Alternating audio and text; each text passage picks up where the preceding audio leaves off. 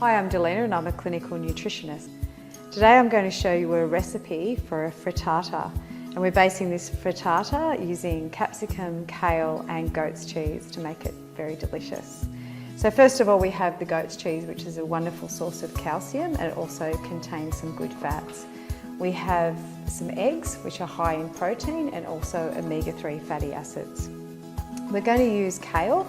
Kale is a really good green. It's high in fibre, so that's very good for our elimination process. It's also high in vitamins, particularly vitamin A, vitamin C, vitamin K and vitamin B. It's also a really rich source of potassium and copper and magnesium. We have a little bit of olive oil here to cook it, and we don't want to heat that olive oil up too much when we're cooking so it doesn't denature. We're going to use some capsicum, which is a really solid source of beta-carotene. This is a good antioxidant. Capsicum's also very high in vitamin C. And we're going to use milk to bring it all together.